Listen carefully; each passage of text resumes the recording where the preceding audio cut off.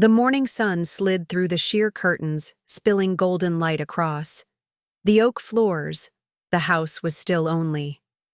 The rhythmic hum of the dishwasher and the occasional bird call broke the silence. Nora wrapped her fingers around a warm mug of coffee, savoring a rare moment of peace. Then she heard it.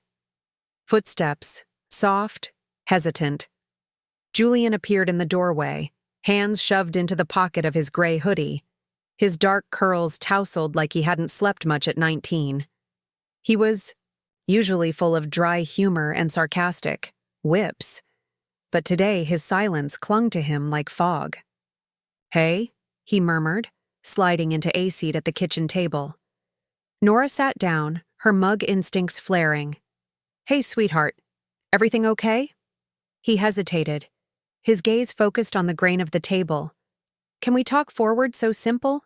But they hit her like a wave her. Mind raced. Had something happened at college? Was he in trouble? Sick, heartbroken. "Of course," she said, pulling out a chair across from him. "What's going on?" Julian exhaled, still not meeting here. "Yes, I've been thinking about something and I didn't know who else to talk to." He looked up, then vulnerable and raw. "You've always been the one person I could count on." Nora's heart softened. "You still can. There's this girl." He began, cheeks pinking slightly. "She's amazing, funny, smart.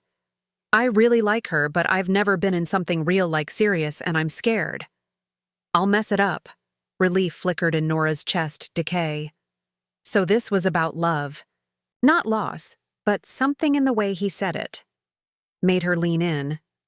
"I want to do it right," Julian added. "But I feel like everyone else already knows what they're doing. And I don't." She reached for his hand, giving Ida a squeeze. "There's no rule book for love. Just your heart and how you treat the other person." His eyes flicked up. "But what if I'm not ready or worse? What if I think I am and screw it all up? Then you learn, you grow." No one gets it perfect. The first time Julian's voice dropped lower. "Can I ask you something personal?" "You don't have to answer if it's weird." She tilted her head. "Go ahead." His voice trembled. "How did you know when it was right to be intimate with someone?" Nora blinked of all the questions. She hadn't seen that one coming. But the honesty in his eyes anchored her. He wasn't being inappropriate. He was lost in asking her because he trusted her. "It was when he felt safe," she said after a moment, "when there was no pressure, when it was mutual. And I knew I could say no at any moment and still be loved." Julian swallowed hard, nodding. "That makes sense." He stayed quiet for a beat, and she could almost see the wheels turning in his head. "I want to wait, but I also don't want to be clueless. I just want to be ready when the moment comes." Nora smiled, her throat tight. "That's not weakness. Jules, that's wisdom, and for the first time in a long while." Her son's shoulders relaxed and their bond, tested by time, age, and distance, suddenly felt closer than ever. The days that followed were different. Julian started coming home more often from college. He'd linger after dinner, ask about her day, and help her carry groceries without prompting.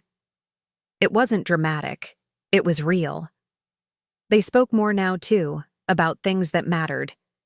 His dreams, his doubts, even his classes, the girl he liked. Lena came up often, her stubbornness, her quiet way of noticing things one evening as the sky melted into a soft lavender dusk. Nora was lighting a candle on the counter when Julian leaned against the doorway. "Got a minute?" he asked. "Always," Cher replied, smiling. She said yes. He said, eyes gleaming. "We're going out Friday." "That's wonderful," Nora said, her heart warm. "You nervous?" He nodded, terrified, but also kind of ready. She stepped forward and cupped his cheek like she had when he was younger. "You've grown so much, Julian. You're not the same boy who left for school. You're becoming someone strong and thoughtful. She's lucky." He gave her a lopsided grin. I get that from you. You know, later while she was washing the dishes she found herself thinking about the unexpected grace of this new phase. They weren't just mother and son anymore. They were two people navigating love, trust, and vulnerability together on different shores, but somehow reaching across the tide that night. Ashy sat with a glass of wine on the porch. Julian joined her, with a blanket and a quiet smile. "Can I ask you something else?" he said. "Of course. When it happened for you, the first real relationship, were you scared?" Nora looked at the stars, terrified but also alive. Love makes you feel everything, more. Intensely the good and the bad. He nodded slowly. "I want that, even if it hurts." She turned to him. "Surprised? That's brave." Julian smiled. "Faintly, I'm learning from the best." Friday came with a storm of nerves. Julian paced. In the living room, and Anavi buttoned-down hair, freshly styled, sneakers too clean. Nora watched from the hallway, amused and proud. "You look great," and she said he turned. "You think she'll like it?" "I think she already likes you. Just be yourself." He stepped toward her, sudden emotion in his eyes. "Mom, thanks for everything. I didn't think I could have these talks with you. But now I don't know what I'd do without it." Nora pulled him into a hug, her heart aching in the best way. "Go make a memory and be kind with her and with yourself." He left with a smile. And Nora stood at the window, watching the car disappear down the street that night. The house felt too quiet, not because she missed the noise, but because something had shifted.